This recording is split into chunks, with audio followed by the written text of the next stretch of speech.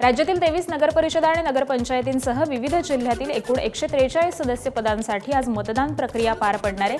सकाळी 7:30 ते संध्याकाळी 5:30 वेळेमध्ये मतदान होणार आहे। यवतमाळ, वाशिम, बारामती, अंबरनाथ, महाबळेश्वर, फलटण, कोपरगाव, देवळाली प्रवरा, पाथर्डी, नेवासा, फुरसुंगी, उरळी देवाची, मंगळवेढा, फुलंब्री, मुखेड, धर्माबाद, निलंगा, रेणापूर, वसमत, अंजनगाव, सुरजी, बाळापूर, देऊळगाव राजा, देवळी, घुग्गुस या नगरपरिषदा आणि नगरपंचायतींसाठी आज मतदान होणार आहे। तर याशिवाय विविध जिल्ह्यातील 76 नगरपरिषदा आणि नगरपंचायतींमधल्या 143 सदस्य पदांसाठी आज मतदान होणार आहे। मतदान शांततेत पार पडण्यासाठी प्रशासनाकडून चोख बंदोबस्त ठेवण्यात आलाय।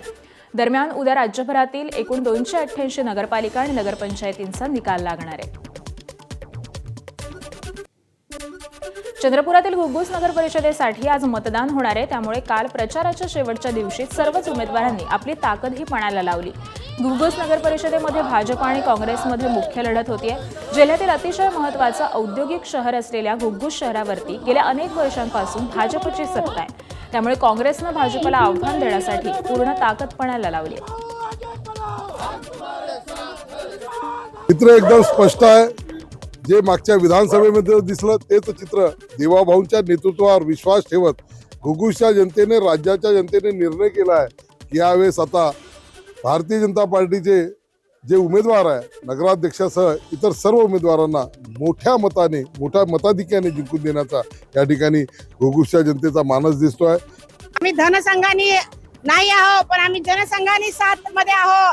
तुम्ही बघतच असाल माझ्या मागे किती समूह आहे। हा कोणत्या पैशाने विकत आणलेला नाही आहे। तुम्ही प्रत्येकांना विचारू शकता। हे आमची ताकद आहे आणि मला पूर्ण माझ्या घुग्गुसच्या जनतेवर विश्वास आहे की ह्या वेळेस ते आमचा नगर परिषदेवर काँग्रेसचा झेंडा फडकवतील। हिंगोलीच्या वसमत नगरपालिका निवडणुकीसाठी आज मतदान प्रक्रिया पार पडणार आहे। त्यापूर्वी काल निवडणूक निर्णय अधिकाऱ्यांकडून ईव्हीएमसह मतदान केंद्रावरील साहित्य वितरित करण्यात आलं। वसमत शहरामध्ये एकूण 56,000 मतदान असून मतदान प्रक्रियेसाठी 400 कर्मचाऱ्यांची नियुक्ती करण्यात आली। यासह मोठा पोलिसांचा बंदोबस्त सुद्धा मतदान केंद्रावरती असणार आहे। अमरावतीच्या अंजनगाव सुरजी नगरपालिकेसाठी आज मतदान प्रक्रिया पार पडणार आहे। इथे ठाकरेंच्या शिवसेनेचे आमदार गजानन लवटेंचा मुलगा नगराध्यक्ष पदासाठी रिंगणात आहे। तर दुसरीकडे भाजपकडून अविनाश गायबोले तर काँग्रेसकडून आयशा खान निवडणूक लढणार आहेत। त्यामुळे कोण बाजी मारणार हे पाहणं आता महत्त्वाचं ठरणार आहे। बुलढाण्यातील देऊळगाव राजा नगरपालिका निवडणुकीसाठी प्रशासन सज्ज झालंय। तर शेगावमध्ये 2, खामगावमधील 4 आणि जळगाव जामोदमधील 3 प्रभागामध्ये आज मतदान पार पडणार आहे। फलटण नगर परिषदेसाठी शिवसेनेचे नेते आणि अभिनेता गोविंदा प्रचाराच्या मैदानात उतरलाय। एकनाथ शिंदेंच्या शिवसेनेच्या उमेदवारांसाठी गोविंदानं प्रचार रॅली काढली। नगराध्यक्षपदासह सर्व उमेदवारांना विजयी करण्याचं आवाहन यावेळी गोविंदानं केलं। शिवसेनेचे अनिकेत राजे निंबाळकर नगराध्यक्षपदासाठी उभे आहेत। यावेळी बोलताना बाळासाहेबांच्या आशीर्वादानं आम्ही पुढे जात असल्याचंही गोविंदा म्हणाला। फलटण नगर परिषदेसाठी प्रचाराचा काल शेवटचा दिवस होता। तर आज फलटण नगर परिषदेसाठी मतदान हे पार पडणार आहे। बुलढाणा जिल्ह्यात नगरपालिका निवडणुकीच्या मतमोजणीच्या अनुषंगानं कोणत्याही अनुचित घटना घडू नये यासाठी बुलढाण्यातील कारंजा चौकामध्ये पोलिसांकडून मॉक ड्रिल आणि रूट मार्च काढण्यात आला। यावेळी नगरपालिका मतमोजणीच्या अनुषंगानं पोलिसांकडून परिस्थितीवरती नियंत्रण मिळवण्यासाठी रंगीत तालीम देखील घेण्यात आली। तसंच शहरामध्ये रूट मार्च सुद्धा काढण्यात आला। आगामी मतमोजणीच्या दिवशी जिल्ह्यातील नागरिकांनी प्रशासन आणि पोलीस प्रशासनाला सहकार्य करावं असं आवाहन देखील पोलिसांनी केलं। भंडारा नगर परिषदेच्या प्रभाग क्रमांक 12 आणि 15 मध्ये आज मतदान होत आहे। या 2 जागांसाठी 9 उमेदवार निवडणूक रिंगणामध्ये आहेत। प्रभाग 12 मध्ये 5 तर प्रभाग 15 मध्ये 3 उमेदवार उभे आहेत। दोन्ही प्रभागामध्ये प्रचाराच्या काल शेवटच्या दिवशी सर्व उमेदवारांनी शक्ती प्रदर्शन करत प्रचार केलाय। तसंच आज होणाऱ्या मतदानासाठी प्रशासन देखील सज्ज झालेलं असून 9 मतदान केंद्रावरती 45 कर्मचारी नियुक्त करण्यात आले। यवतमाळ नगर परिषद निवडणुकीसाठी आज मतदान प्रक्रिया पार पडणार आहे। नगराध्यक्ष पदासाठी प्रमुख पक्षांच्या उमेदवारांसह एकूण 9 उमेदवार आपले नशीब आजमावतात। भाजपकडून नगराध्यक्ष पदासाठी आदिवासी विकास मंत्री अशोक उईके यांची कन्या प्रियदर्शनी उईके, शिंदेंच्या शिवसेनेकडून तेजस्विनी चांदेकर, काँग्रेसकडून माजी मंत्री शिवाजीराव मोघे यांची सून प्रियंका मोघे तर ठाकरे सेनेकडून वैष्णवी कोवे निवडणुकीच्या रिंगणामध्ये आहेत। 5 अपक्ष उमेदवार आपले नगराध्यक्ष पदासाठी नशीब आजमावतात। तर 58 नगरसेवक पदासाठी 299 उमेदवार हे रिंगणामध्ये आहेत। राज्य निवडणूक आयोगाच्या आदेशानुसार यवतमाळ पालिकेची निवडणूक सुधारित कार्यक्रमानुसार आज होतीये. यवतमाळमध्ये नगराध्यक्ष पदासाठी 9 जण रिंगणामध्ये आहेत, तर नगरसेवक पदासाठी 299 जण नशीब आजमावू पाहत आहेत. शहरामध्ये 2,32,315 मतदान केंद्र असून 248 मतदान केंद्र ही असणार आहे. नगरपरिषद निवडणुकीसाठी 2 डिसेंबरला मतदान प्रक्रियेदरम्यान बीडच्या गेवराई आणि बीडमध्ये मोठा गोंधळ उडालेला होता. याच पार्श्वभूमीवरती आता मतमोजणी प्रक्रियेसाठी पोलीस प्रशासन सतर्क झालंय. बीड जिल्ह्यामध्ये 6 ठिकाणी मतमोजणी प्रक्रिया ही पार पडणार असून त्या सर्व ठिकाणी पोलीस उपअधीक्षक आणि पोलीस निरीक्षक हे स्वतः बंदोबस्तासाठी उपस्थित राहणार आहेत. तसंच पोलीस अधीक्षक स्वतः मोजणी प्रक्रियेवरती लक्ष ठेवणार असल्याची माहिती मिळते. दरम्यान कोणीही कायदा हातात घेऊ नये असं आवाहन पोलीस अधीक्षक नवनीत कॉवत यांनी केलंय. तर 2 डिसेंबरच्या घटनेतील दोषींवरती मतमोजणीच्या दिवशी तडीपारीची कारवाई केली जाणार असल्याचं पोलीस अधीक्षक नवनीत कॉवत यांनी स्पष्ट केलंय. बीडमध्ये गेवराई बीड हे 2 ठिकाणी गुन्हा दाखल झाले होते मतमोजणीच्या दिवशी. हे दोन्ही गुन्ह्यामध्ये जेवढे आरोपी आहे किमान 50-55 पर्यंत आरोपीची संख्या गेलेली आहे. हे सगळे आरोपीवर तडीपारची कारवाई मतमोजणीच्या दिवशी होणार आहे. अंबरनाथ नगर परिषदेच्या निवडणुकीमध्ये ईव्हीएम मशीनमध्ये छेडछाड झाल्याचा आरोप शिंदेच्या शिवसेनेच्या नेत्यांनी केलाय. या आरोपांनंतर साऊथ इंडियन कॉलेज मतदान केंद्राबाहेर शिंदेच्या शिवसेनेच्या कार्यकर्त्यांनी मोठी गर्दी करत निवडणूक अधिकाऱ्यांना जाब विचारला. तसंच संबंधित अधिकाऱ्यांची बदली करा अन्यथा आंदोलन करणार असा इशारा देखील दिलाय. भारतीय जनता पार्टी हा अंबरनाथ शहरामध्ये रडीचा डाव खेळते. त्यांचा नगराध्यक्ष तर निवडून येत नाही, त्यांचे नगरसेवक देखील 2 अंकी आकडा देखील गाठू शकत नाही. त्यामुळे कुठेतरी नागरिकांची दिशाभूल करायचं, कुठेतरी निवडणूक आयोगाला हाताशी धरायचं आणि आपला नगरसेवक नगराध्यक्ष निवडण्याचा प्रयत्न करत आहेत. त्यामुळे मी निवडणूक आयोगाला पुन्हा एकदा विनंती करतो का इथे जी परिस्थिती झालेली आहे त्या इथली जे मशिनी आहेत EVM मशीन त्या चेंज झाल्या पाहिजेत आणि ज्या अधिकाऱ्यांनी हे कृत्य केले त्या अधिकाऱ्यांची बदली होऊन त्या अधिकाऱ्यांनी सस्पेंड देखील झाले असं आम्ही निवेदन निवडणूक आयोगाला देणार आहोत. माजी मंत्री माणिकराव कोकाटेंना मुंबई हायकोर्टानं मोठा दिलासा दिलाय. नाशिक सत्र न्यायालयानं कोकाटेंना सुनावलेल्या 2 वर्षांच्या शिक्षेला हायकोर्टानं स्थगिती दिली आहे.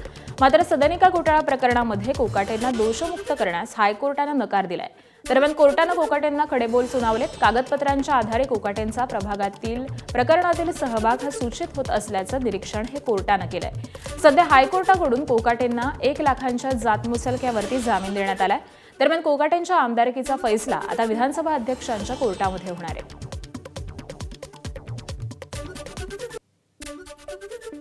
स्टे ऑन कन्व्हिक्शन हा रिजेक्ट झालेला आहे आणि फक्त बेल दिलेली आहे आणि स्पष्ट दिलेला आहे. आमदारकी आता राहणार नाही. थोडक्यात कोर्टाने एवढंच सांगितलेलं आहे की जी कन्व्हिक्शन अपिलेट कोर्टाने दिली आहे नाशिक कोर्टाने 16 तारखेला त्याच्यावर त्यांनी ते जे स्टे आहे तो दिलेला नाही आहे आणि त्याच्यावर मेन निर्णय हा अजूनही आहे. पण बेल जो आहे तो ग्रांट केलेला आहे आणि सस्पेन्शन ऑफ जे सेंटेन्स आहे ते अलाव केलेलं आहे. कोर्टाने त्याच्यावर असं म्हटलेलं नाही की खालच्या कोर्टाने जे निर्णय दिलाय तो चुकीचा आहे असं काही हायकोर्टात आलेलं नाही आहे. माणिकराव कोकाटे यांच्या प्रकृतीबाबत महत्त्वाची अपडेट समोर येते. डॉक्टरांनी त्यांना बायपास शस्त्रक्रियेचा सल्ला दिला असला तरी सध्या माणिकराव कोकाटे बायपाससाठी तयार नसल्याची माहिती आहे. त्यामुळे आता ते नेमका कोणता उपचाराचा मार्ग निवडतात याकडे सर्वांचंच लक्ष असणार आहे. जर बायपास शस्त्रक्रिया करण्यात आली तर किमान 10 दिवस त्यांना रुग्णालयात राहावं लागणार आहे. मात्र बायपासला नकार दिल्यास एंजिओप्लास्टीची ही प्रक्रिया करावी लागणार असून त्यासाठी सुमारे 8 दिवसांचं हॉस्पिटलमध्ये मुक्काम अपेक्षित आहे. या पार्श्वभूमीवरती माणिकराव कोकाटे नेमका कोणता पर्याय निवडतात आणि त्यांना कधी डिस्चार्ज मिळतो हे पाहणं आता महत्त्वाचं ठरणार आहे. अँजिओग्राफीमध्ये मल्टिपल वेसलमध्ये ब्लॉक्स आहेत. एक 100% आहे, एक 90% आहे आणि दुसरी जागे अनंतर 90% आणि मग 60% आहे. 4 ब्लॉक्स आहेत, सर्व सिव्हिअर आहेत. आम्ही त्यांना रेकमेंड केलं की त्यांना बायपास करावा लागेल. ओके, बायपास सर्जरी करायचं आहे. त्यांचं मन नाही पण ते विचार करतील, मग आम्हाला सांगतील, मग आपण अरेंज करूया.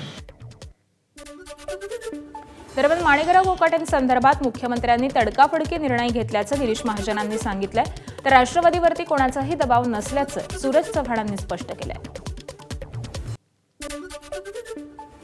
नाही, मागच्या काही काळात शेतकऱ्याच्या बाबतीत असेल, जमिनीच्या बाबतीत असेल, सभागृहामध्ये जे काही आपण चित्रण दाखवलेलं आहे त्याची शहानिशा अजून काही म्हणजे पूर्ण झाली नाही, त्याची चौकशी त्या ठिकाणी सुरू आहे. पण या शिक्षा लागल्यानंतर माननीय मुख्यमंत्री महोदयांनी तडकाफडकी निर्णय घेतला. त्यांचं खातं त्या ठिकाणी काढून दिलं. नंतर त्यांनी राजीनामा त्या ठिकाणी दिलेला आहे. त्यामुळे त्यांच्यावर कारवाई झाली नाही असं आपल्याला अजिबात म्हणता येणार नाही. त्यांचं मंत्रिपद काढून घेतलेलं आहे. बघा, त्यांचं मंत्रिपद देणं, मंत्रिपदाचं काय, त्या परत त्यांचं पुनर्स्थापन कसं करणं, ह्याचे सर्वस्व अधिकार हे राष्ट्रवादी काँग्रेस पक्षाचे राष्ट्रीय अध्यक्ष, राज्याचे उपमुख्यमंत्री अजितदादा पवार यांना आहेत. पहिलं आमचं तर होतं की आमची माणसं ह्याच्यातून बाहेर पडली पाहिजेत, न्यायालयीन लढ्यातून सुखरूप बाहेर पडली पाहिजेत. आणि आम्हाला आनंद आहे की त्यांना ह्या प्रकरणामधून न्यायव्यवस्थेनं आमची बाजू ऐकल्याच्या नंतर तिथं जामीन त्या ठिकाणी दिलेला आहे. राष्ट्रवादी काँग्रेस अजित पवार पक्षाचे महाराष्ट्र सरचिटणीस सूरज चव्हाण यांनी माणिकराव कोकाटे यांची लीलावती रुग्णालयामध्ये जाऊन भेट घेतली. सूरज चव्हाणांनी कोकाटेंच्या तब्येतीची विचारपूस केली, तर लवकरच माणिकराव कोकाटे बाहेर पडतील असा विश्वास असल्याचं सूरज चव्हाण यांनी म्हटलंय. त्याबरोबरच कोकाटेंचा राजीनामा घेण्यासाठी कुठल्याही मित्रपक्षाचा दबाव नव्हता, नैतिकता म्हणून त्यांनी राजीनामा दिला अशी माहिती सूरज चव्हाण यांनी दिली. नक्कीच आता एका दिवसामध्ये माननीय कोर्टाने आमची बाजू ऐकली, त्याच्यावरती आज जामीन दिलेला आहे आणि बाकीची जी पुढची प्रक्रिया आहे त्याच्यामध्ये व्यवस्थितरित्या आम्ही आमची बाजू मांडू. त्या ठिकाणी आमची बाजू ऐकल्याच्या नंतर मला विश्वास आहे की त्या ठिकाणी कोकाटे साहेब या संकटातून पूर्णपणे बाहेर येतील. उपमुख्यमंत्री अजित पवार आणि राष्ट्रवादीचे प्रदेशाध्यक्ष सुनील तटकरे यांनी मुख्यमंत्री देवेंद्र फडणवीसांची भेट घेतली. जागा वाटपासंदर्भात बैठकीमध्ये चर्चा झाल्याची माहिती आहे. मुंबई महापालिकेची निवडणूक ही महायुतीत एकत्र लढवण्यासाठी राष्ट्रवादी आग्रही असल्याची माहिती आहे. राष्ट्रवादीने नवाब मलिकांकडे नेतृत्व दिल्यानंतर भाजप आणि शिंदेच्या शिवसेनेनं राष्ट्रवादीला सोबत घेण्यास नकार दिला होता. मात्र राष्ट्रवादीकडून युतीसाठी जोरदार प्रयत्न सुरू आहेत. राष्ट्रवादी शक्य तिथं महायुतीतून लढण्यासाठी प्रयत्नशील आहे. 29 महानगरपालिकांसाठी राष्ट्रवादीकडून सध्या आढावा घेतला जातोय. ठाकरेंची शिवसेना आणि मनसे यांच्या बैठकांचं सत्र सुरू असून जागा वाटप हे अंतिम टप्प्यात असल्याची माहिती आहे. मात्र दादर, माहीम, लालबाग, परळ, विक्रोळी या भागातील काही प्रभागांमध्ये दोन्हीही पक्ष हे दावा सांगत असल्यानं काही ठिकाणी तिढा असल्याची माहिती आहे. दरम्यान हा तिढा समन्वयानं सोडवला जात असल्याची माहिती मिळते. युतीची अधिकृत घोषणा होण्याआधी राज ठाकरे आणि उद्धव ठाकरे यांच्यामध्ये एक बैठक होणार असल्याची देखील माहिती मिळते. या बैठकीमध्ये तिढा निर्माण झालेल्या जागांवरती चर्चा होणार आहे. राज्यातल्या जवळपास 10 महापालिकांमध्ये ठाकरे बंधूंची युती जवळपास निश्चित जमा आहे. त्यामध्ये मुंबई, ठाणे, कल्याण, डोंबिवलीसह नाशिक आणि नागपूरचा समावेश आहे. काही ठिकाणी जागा वाटपाच्या तिढ्यावरती चर्चा सुरू आहे. ठाकरेंच्या शिवसेनेचे आमदार अनिल परब यांनी शिवतीर्थवरती राज ठाकरेंची भेट घेतली आणि याबाबत चर्चा केली आहे. अंतिम टप्प्यामध्ये आली आहे हे तुमचं जे म्हणणं आहे ते योग्य जरी असलं तरी सुद्धा तो अंतिम टप्पा आणि त्याचं जाहीर व्हायला किती वेळ लागेल हे आता सांगणं थोडंसं कठीण आहे.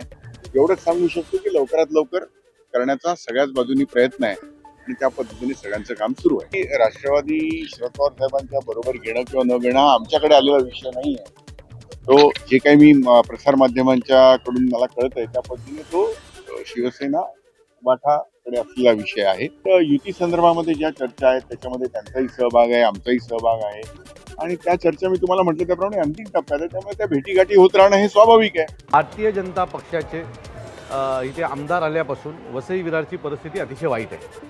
वसई विरारच्या रस्त्यांची परिस्थिती वाईट आहे, पाण्याचा प्रश्न मोठा झालेला आहे. इथे ज्या पद्धतीची डेव्हलपमेंट व्हायला पाहिजे होती ती मागच्या 1 वर्षापासून पूर्णपणे थांबलेली आहे.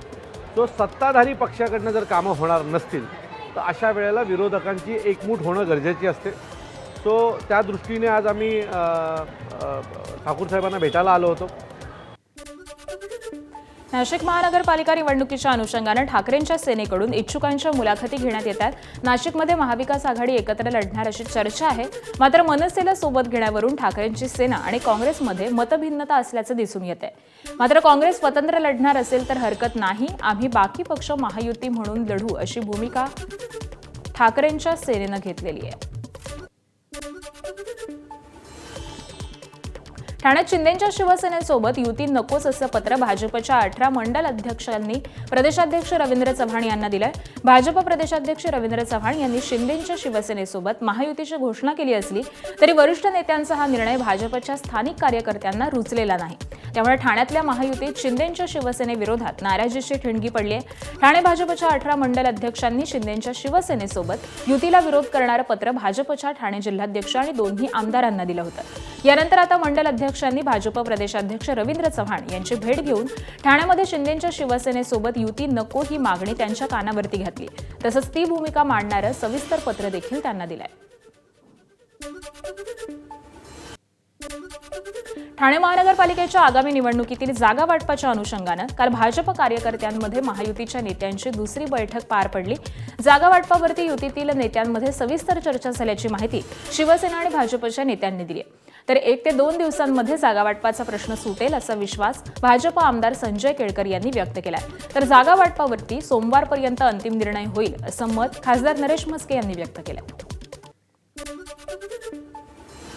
आज जी जागांची चर्चा झाली त्यामध्ये काही ज्या जागा आहेत त्या जागा उद्यापर्यंत आम्ही वरिष्ठ पातळीवर देखील त्या नेऊन त्या जागांची देखील चर्चा होईल आणि या 2 दिवसामध्ये हे चर्चेचं जे काही आमचं चालू आहे ती चर्चा पूर्ण होईल. बघा, अंतर्गत प्रश्न असतो प्रत्येक पक्षाचा, त्यांना समजवणं किंवा त्यांच्याशी चर्चा करणं हे त्या पक्षातील नेत्यांचं काम आहे. त्यावरती मी प्रतिक्रिया देणं उचित होत नाही. एबीपी माझा, उघडा डोळे बघा नीट.